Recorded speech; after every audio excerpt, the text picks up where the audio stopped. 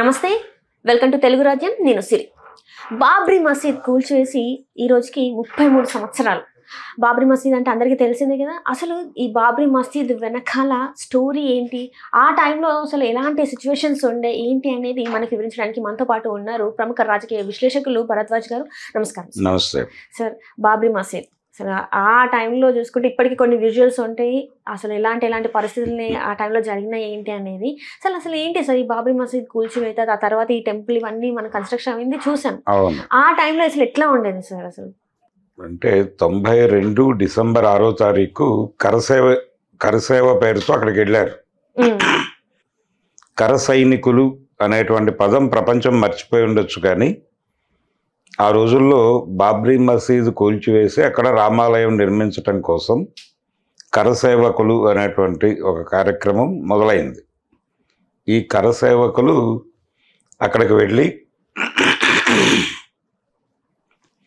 పూర్తి స్థాయిలో మోహరించి ఆ కూల్చివేత కార్యక్రమాన్ని నిర్వహించారు. అప్పుడు కళ్యాణ్ సింగ్ ఉత్తరప్రదేశ్ ముఖ్యమంత్రిగా ఉన్నాడు. ఉత్తరప్రదేశ్లోనే ఉంది ఇది. కళ్యాణ్ సింగ్ నాయకత్వంలో అప్పుడు పివి నరసింహారావు గారు అక్కడ ప్రధానిగా ఉన్నారు. ఢిల్లీలో కాంగ్రెస్ ప్రభుత్వం. నరసింహారావు గారు అలాగే కళ్యాణ్ సింగ్ వీళ్ళ సారథ్యంలో ఉన్నటువంటి ప్రభుత్వాలు నడుస్తున్న సందర్భంలో అక్కడ సిఆర్పిఎఫ్ జవాన్లు ఉన్నారు, సైనిక పటాలాలు ఉన్నాయి. ఆ మసీద్ వివాదం కొత్తది కాదు, 19వ శతాబ్దం నుంచి నడుస్తున్నటువంటి గొడవ.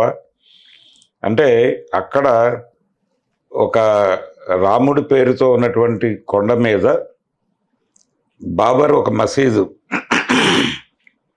బాబర్ పేరుతో బాబర్ సైన్యాధ్యక్షుడు ఒక అతను కట్టించినటువంటి ఒక మసీదు. ఆ మసీదు నిర్మాణం జరిగిన చోట ఒక ఆలయాన్ని ధ్వంసం చేసి ఆ మసీదు కట్టారు అనేది ఒక నేరేటివ్. అక్కడ ఒక రామాలయం ఉండేది అనేది. అయోధ్య అనగానే మనకి రాముడు పుట్టినటువంటి ప్రదేశంగా అందరికీ తెలుసు. రాముడు అక్కడే పుట్టాడు అనేది ఇంకో నేరేటివ్. రాముడు పుట్టిన చోట ఉన్నటువంటి ఆలయాన్ని ధ్వంసం చేసి ఈ బాబర్ సైన్యాధ్యక్షుడు అక్కడ ఒక మసీదు కట్టాడు బాబర్ పేరుతో. అది బాబ్రీ మసీద్. ఈ మసీదు కూల్చేసి తిరిగి రామాలయం నిర్మించాలి అక్కడ అనేది ప్రోగ్రాం. ఈ ప్రోగ్రాంలో భాగంగానే కోర్టుల్లో కేసులు వేశారు. మధ్యలో ఈ 19వ శతాబ్దం నుంచి జరుగుతున్నటువంటి గొడవల్లో 49 ఆ ప్రాంతాలలో అక్కడ లోపలికి అక్రమంగా ప్రవేశించి మసీదు లోపల రామ్లాలా విగ్రహాలు పెట్టారు. ఆ విగ్రహాలు పెట్టిన సందర్భంలో చాలా గొడవలు జరిగినాయి దేశవ్యాప్తంగా. జరిగిన తర్వాత అది కోర్టుకి వెళ్ళింది వివాదం. పురావస్తు తవ్వకాల శాఖని అడిగారు.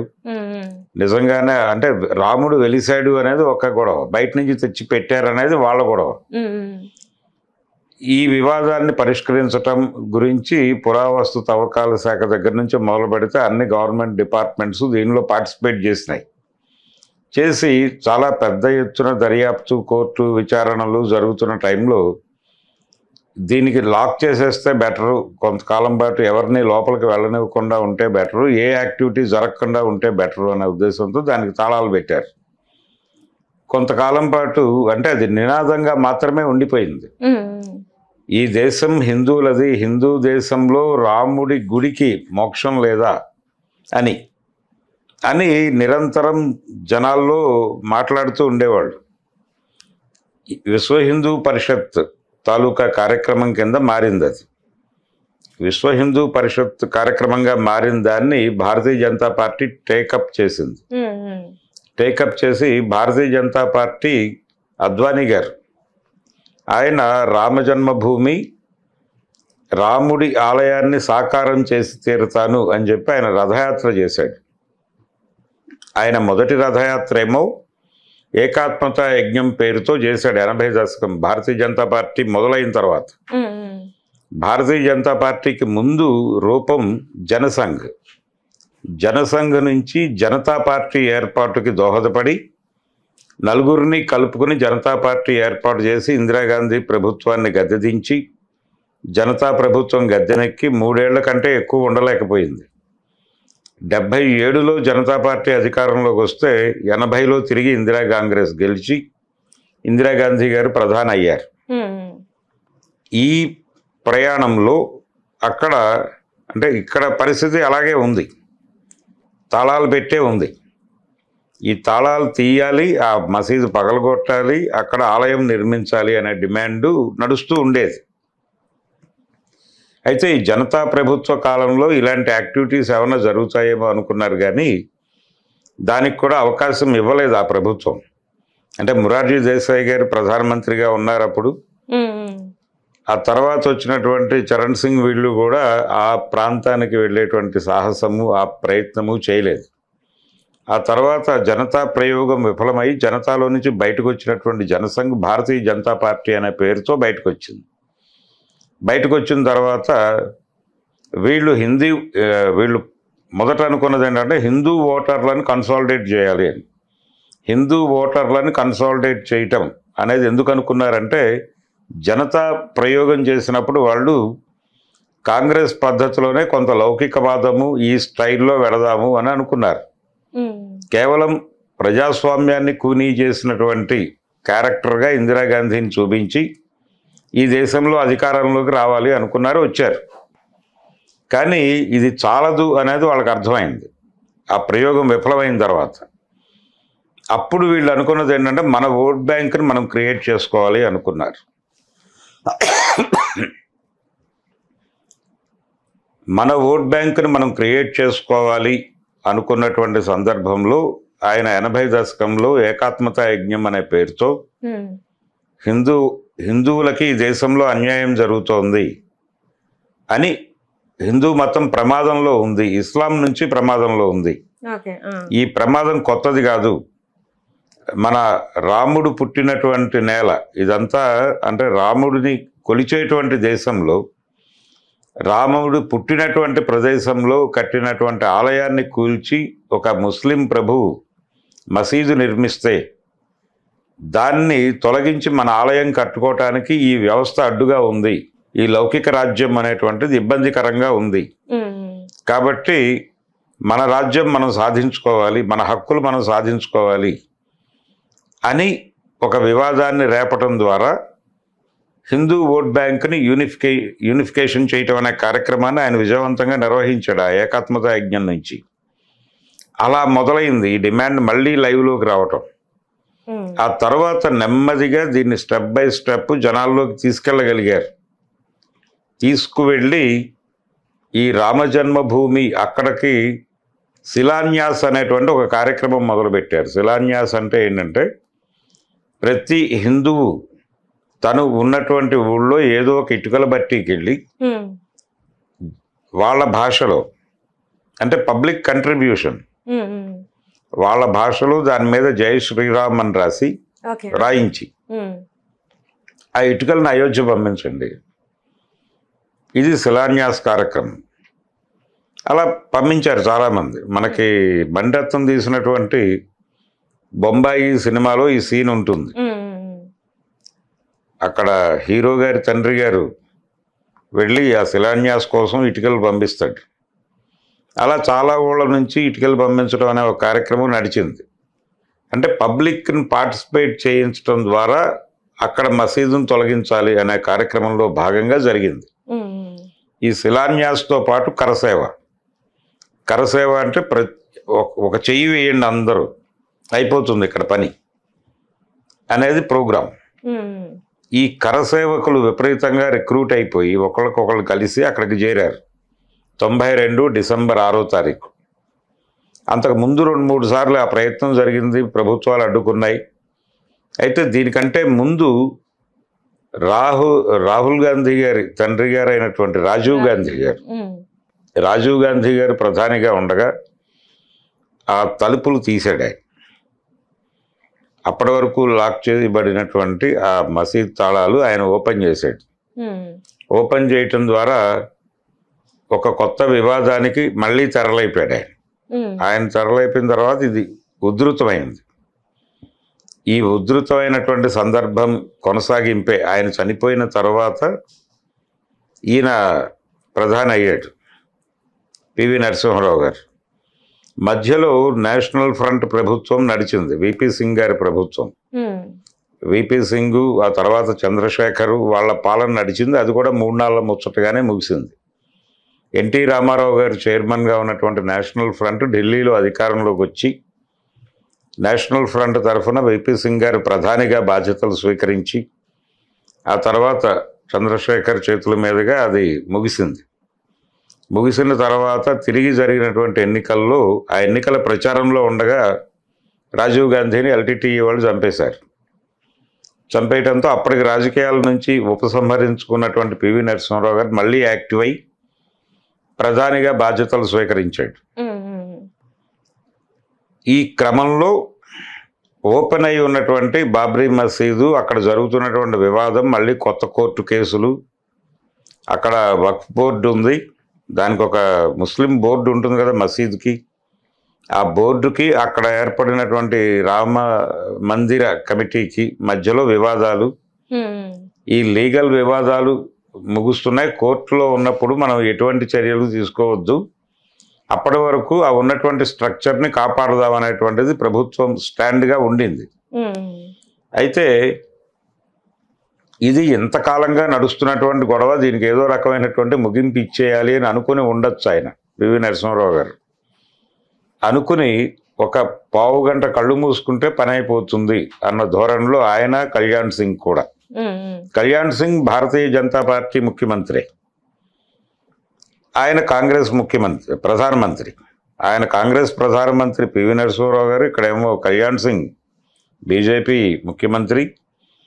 వీళ్ళు ఒక పావు గంట సేపు అక్కడ సైన్యాన్ని కళ్ళు మూసుకోమని చెప్పారు. ఆ పావు గంట కళ్ళు మూసుకున్న సందర్భంగా ఈ కరసేవకులు మొత్తం ఒక్కసారి ఎగబడి ఆ మసీద్ మీదకి కూలగొట్టారు. ఆ కూలగొట్టే దృశ్యాలు చూసి దేశం అంతా గందరగోళంలోకి వెళ్ళింది. అది జరగదు అనుకున్నారు చాలామంది, కానీ జరిగిపోయింది. కూలగొట్టడం అనేది పెద్ద ఇష్యూ కాదు అని పగలగొట్టేశారు. పగలగొట్టిన తర్వాత జాతీయ స్థాయిలో చాలా గొడవలు జరిగినాయి, మత కల్లోలాలు జరిగినాయి. అనేక ప్రాంతాల్లో ముస్లిమ్స్ రోడ్డు మీదకి వచ్చారు. రోడ్డు మీదకి వచ్చినటువంటి ముస్లింల మీద దాడులు జరిగాయి. బాంబేలో అల్లర్లు అంతకు ముందే జరిగి ఉన్నాయి, మత కల్లోలాలు. ఈ బాబ్రీ మసీద్ కూల్చివేత తర్వాత ఆ బాంబే అల్లర్లు ఇవి కలిపి దేశవ్యాప్త గొడవలకి దారితీసింది. అంటే అప్పుడు పరిస్థితులు ఎలా ఉండేది సార్? ఎందుకంటే 2 మతాల మధ్యలో ఈ ఘర్షణ అనేది స్టార్ట్ అయిపోయింది. ఎందుకంటే ఏదైతే మసీద్ కూల్చడం అనేది ఒక పక్క ముస్లిమ్స్, ఒక పక్క హిందువులు, మాది ఈ స్థలం, మేము మా రాముడు పుట్టిన నేల అని చెప్పేసి వీళ్ళు. ఎట్లా ఉండేది సార్ మరి అప్పుడు? బయటకు వచ్చే పరిస్థితులు ఉండేవా? ఘర్షణే, దేశవ్యాప్తంగా ఘర్షణ ఉండేది. ప్రతి చోట సెన్సిటివిటీ పెరిగిపోయింది, సున్నితమైనటువంటి పరిస్థితి. ముస్లింలు, హిందువులు ముఖాలు చూసుకుని మాట్లాడుకోలేనటువంటి పరిస్థితిని తీసుకొచ్చేశారు. ప్రతి ఊళ్ళోనూ వివాదమే, ప్రతి గ్రామంలోనూ అంతవరకు కలిసి ఉన్నటువంటి వాళ్ళ మధ్య ఒక వైషమ్యం మొదలైంది. ఈ రామజన్మభూమి వివాదాన్ని రేపినటువంటి భారతీయ జనతా పార్టీ ప్రోగ్రాం కూడా అదే. అంటే ఇస్లాం నుంచి ప్రమాదం ఉంది హిందూ మతానికి అనేది ప్రమోట్ చేయటం ద్వారా హిందూ మతాన్ని కాపాడుకునే పార్టీగా భారతీయ జనతా పార్టీ ఎమర్జ్ అయితే, భారతీయ జనతా పార్టీ వెనకాల హిందూ ఓట్ బ్యాంక్ మొత్తం కన్సాలిడేట్ అవుతుంది అనేది ప్రోగ్రాం. అందుకోసం రాముడిని వాడారు వాళ్ళు. రాముడు అనేటువంటి కార్డు బాగా పనిచేసింది. పనిచేసి ఈ యూనిఫికేషన్ ఆఫ్ ఓట్ బ్యాంక్ అనేది వర్కౌట్ అయింది. దాని ప్రభావమే భారతీయ జనతా పార్టీ కేంద్రంలో అధికారంలోకి రావటం వెనకాల ఇవన్నీ ఉపయోగపడ్డాయి. నరేంద్ర మోడీ గారు 3 సార్లు వరుసగా గెలవటం వెనకాల కూడా ఈ రామజన్మభూమి గొడవ ఉంది. కూల్చివేత జరిగిపోయిన తర్వాత అక్కడ ఏ నిర్మాణం చేయాలి అనేది ఒక గొడవ. విప్లవ కమ్యూనిస్ట్ పార్టీ నుంచి, అంటే మావోయిస్టు పార్టీ నుంచి ఒక ప్రతిపాదన వచ్చింది అప్పుడు. అదేంటంటే అక్కడ కూల్చిన ప్రదేశంలో తిరిగి బాబ్రీ మసీదే నిర్మించాలి అనేది వాళ్ళ స్టాండ్.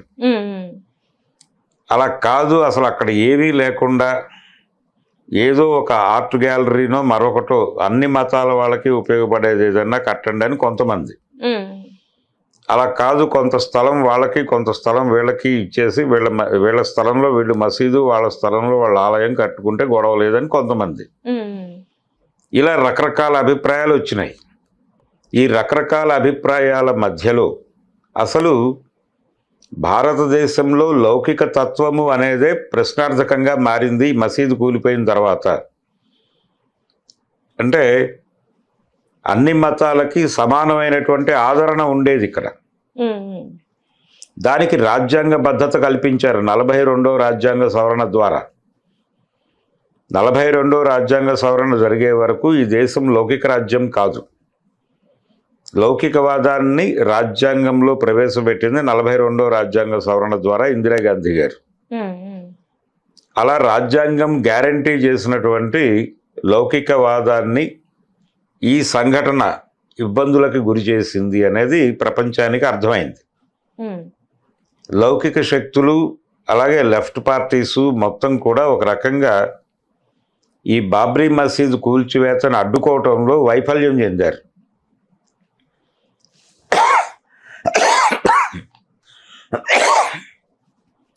వైఫల్యం చెందటము అంటే వీళ్ళు ప్రజల్ని ప్రాపర్గా ఎడ్యుకేట్ చేయలేదు. అంటే అప్పటి వరకు హిందూ మతంలో ఉదారవాదం ఉండేది. ఉదారవాదం అంటే అన్ని మతాల వాళ్ళు మనుషులే, వాడు హిందువైనా ముస్లిం అయినా మనిషే కాబట్టి ఆదరిద్దాం అన్న పద్ధతిలోనే వ్యవహరించేవారు. అలా కాకుండా ఎప్పుడైతే వీళ్ళ బ్రెయిన్ వాష్ మొదలైందో, హిందుత్వ బ్రెయిన్ వాష్, అంటే ముస్లింలు చాలా ప్రమాదకరము వీళ్ళు అంటే నిజానికి వాళ్ళు చెప్పింది నిజమే అయితే భారతదేశాన్ని దాదాపు 1000 సంవత్సరాలు ముస్లిం పాలకులు పరిపాలించారు. 200 సంవత్సరాల పైన క్రైస్తవ ప్రభువులు పరిపాలించారు. నిజంగానే వాళ్ళు ఈ దేశంలో ఉన్న ప్రతివాడిని ముస్లింగా మార్చదలుచుకుంటే ఆ 1000 సంవత్సరాల్లో ఈ 200 సంవత్సరాల్లో 1200 సంవత్సరాలు పరాయి మతాల కంట్రోల్లో భారతదేశం ఉంది. ఇక్కడ ఒక హిందువు కూడా మిగలటానికి అవకాశం లేదు. కానీ అలాంటివి ఏం చేయలేదు వాళ్ళు. కానీ వాళ్ళ మీద ఆ ముద్ర ఉంది. ఇప్పటికి కూడా అదే ఉంది. ఇప్పటికీ అదే ఉంది. ఇప్పుడు ఈ మధ్య కాలంలో రజాకార్ అని ఒక సినిమా వచ్చింది. ఇక్కడ ఉన్నటువంటి నిజాం నవాబు మత మార్పిడులను ప్రోత్సహించాడు, ఇక్కడ అందరినీ కూడా ముస్లింలుగా మార్చేశాడు అని ఒక నేరేటివ్ కల్పించారు. నిజమైన అది తెలంగాణ సమాజంలో హిందువులు ఎంతమంది ఉన్నారు, ముస్లింలు ఎంతమంది ఉన్నారు అని చూస్తే దాదాపుగా వీళ్ళే మెజారిటీ ఉన్నారు ఇక్కడ కూడా. దేశంలో కూడా అదే పరిస్థితి. అది అక్బర్ పరిపాలించాడు, షాజహాన్ పరిపాలించాడు, ఔరంగజేబ్ పరిపాలించాడు.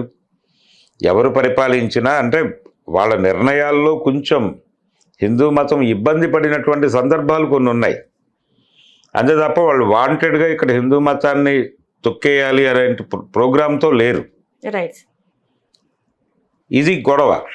ఇది వీళ్ళ పొలిటికల్ మోటివ్స్, అంటే వాళ్ళ రాజకీయ లక్ష్యాలు సాధించడం కోసం మతాన్ని వాడుకోవటం అనేది మొదలైంది.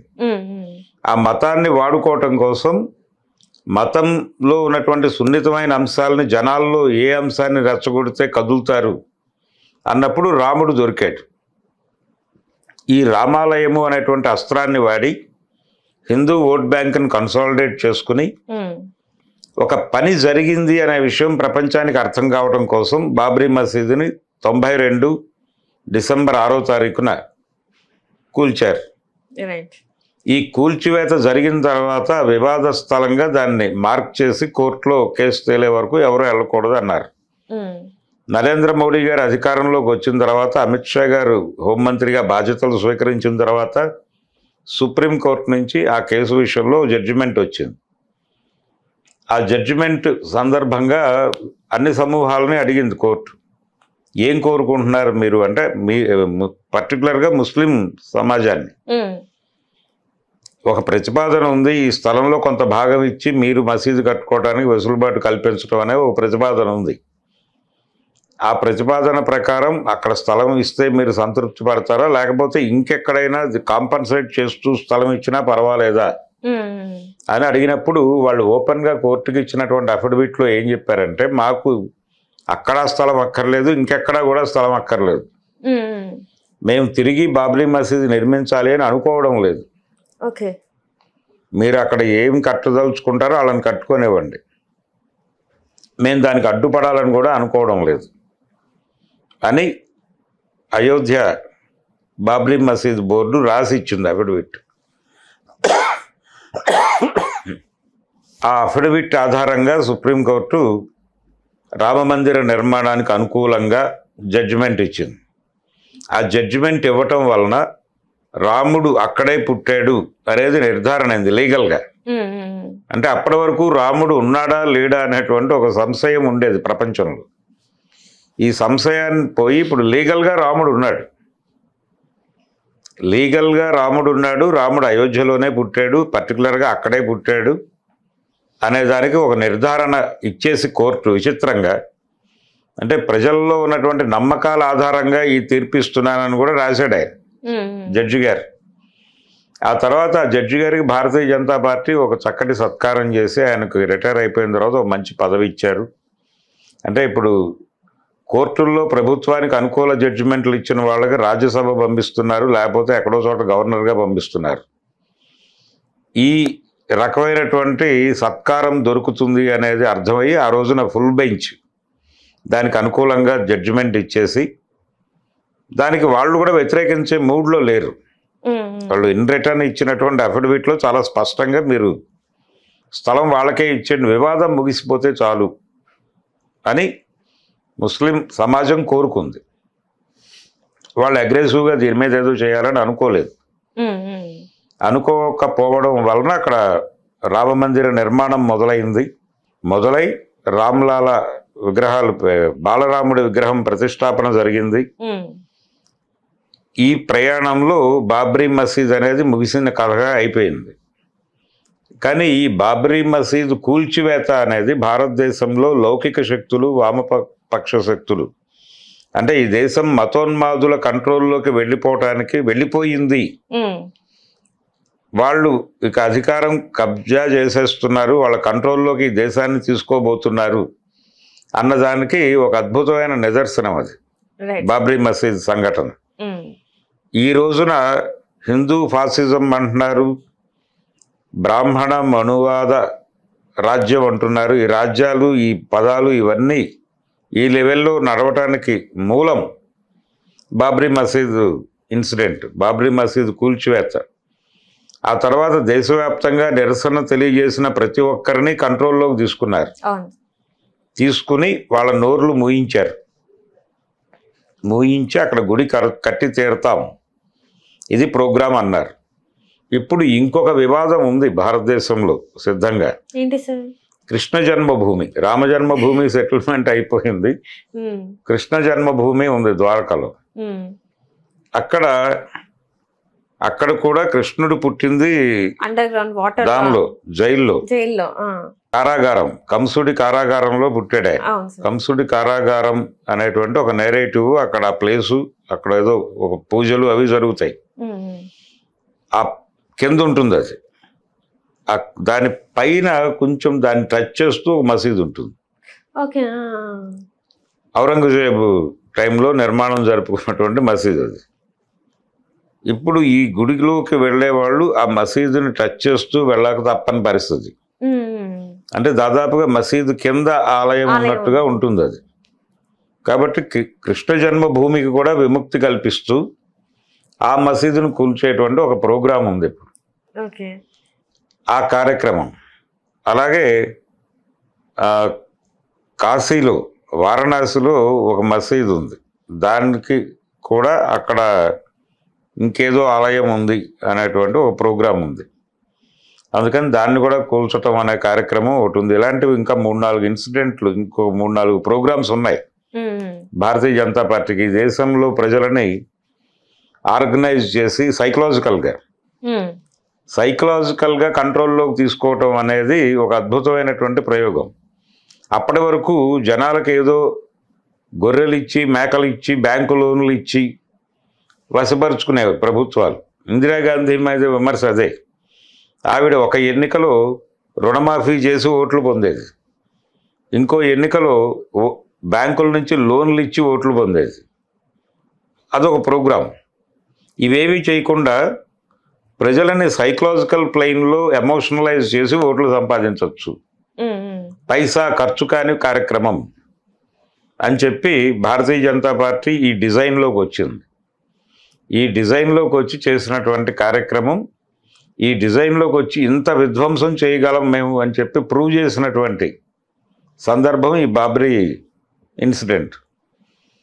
అందుకని అంటే ఇప్పుడు స్వర్గం నరకం అని 2 పదాలు ఉన్నాయి.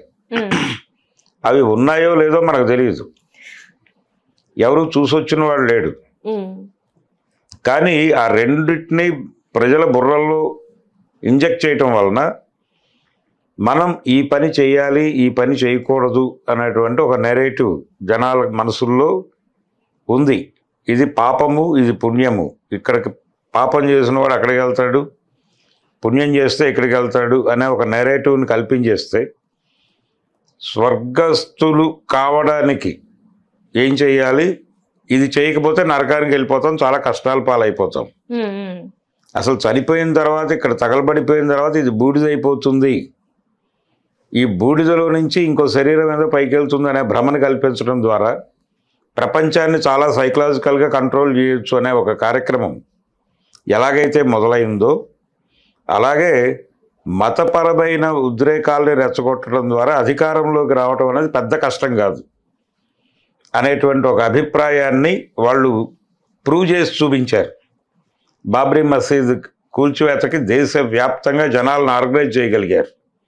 శిలాన్యాస్ అనే పేరుతోనూ, కరసేవ అనే పేరుతోనూ జనాలను ఆర్గనైజ్ చేసి ఎమోషనల్గా జనాలు ఎవరి ఆయుధాలు వాళ్ళు తెచ్చుకుని, ఎవరి సుత్తి, ఎవరి పలుగు వాళ్ళు తెచ్చుకుని వెళ్ళి కోలగొట్టేశారు.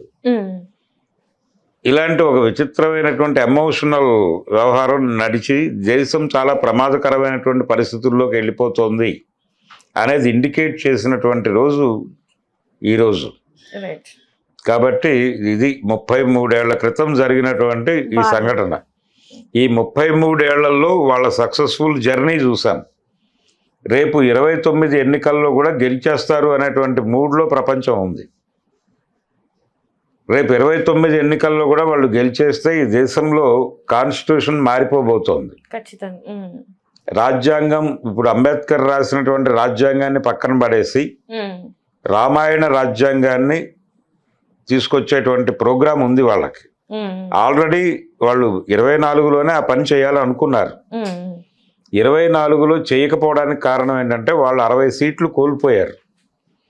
కాబట్టి వాళ్ళకి అర్థమైంది పబ్లిక్ మూడ్ ఏదో చేంజ్ అవుతోంది అనే విషయం అర్థమయ్యి పబ్లిక్తో సంబంధం లేని ఎన్నికల ప్రక్రియ చేయాలి మనం అని ఈ రిగ్గింగ్ ప్రోగ్రామ్, అంటే ఈవీఎంలను ట్యాంపర్ చేయటం ద్వారా మనం అధికారం, యాంత్రిక విజయం సాధించాలి, యంత్రాలను మన కంట్రోల్లోకి తీసుకుని గెలవాలి అనే ప్రోగ్రాం డిజైన్ అవుతోంది.